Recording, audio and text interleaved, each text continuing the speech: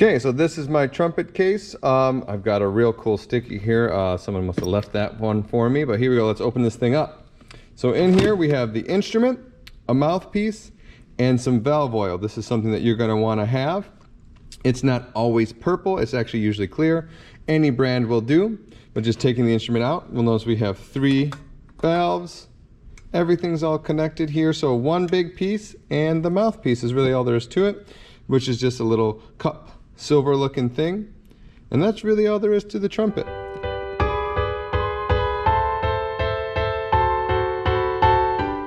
So, putting the trumpet together or the cornet together is actually very simple. You just have 2 parts, the main instrument part here and your mouthpiece. So the mouthpiece will just go into the end here, little push and then maybe a little twist, and you're good to go. Pretty easy.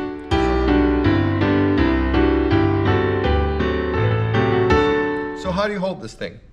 We're going to start with our left hand. The left hand does most of the holding. So your left thumb is going to go on the valves that are closest to the mouthpiece here, so the valves on the end. And then your middle finger and index finger are going to grab on the other side like that. So thumb is closest to the mouthpiece, middle index closest to the valve.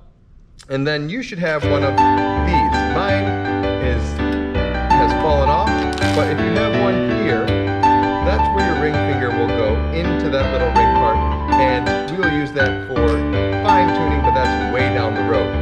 Your pinky then rests just underneath. So this is what your left hand should look like, and your left hand basically is holding the instrument up, doing most of the work. Your right hand is in charge of the valves. You're pushing these buttons here. So with your right hand, it just curls over like this, and I have nice curved fingers, if you can see. My index goes on the first valve, which is closest to the mouthpiece. My middle finger goes in the middle or second valve, and my ring finger goes on the third valve, which is closest to the bell. So 1, 2, 3, index, middle, ring. Your pinky goes on this little loop-de-doo thing. Some students will put it here, but I think it should be on to allow for less tension when you're holding the instrument.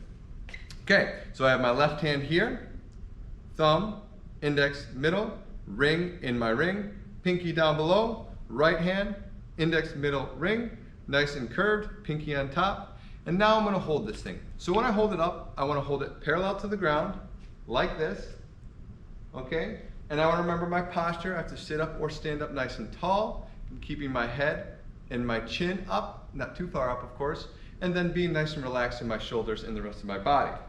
When I bring up my instrument, remember that the instrument comes to you, not you to the instrument.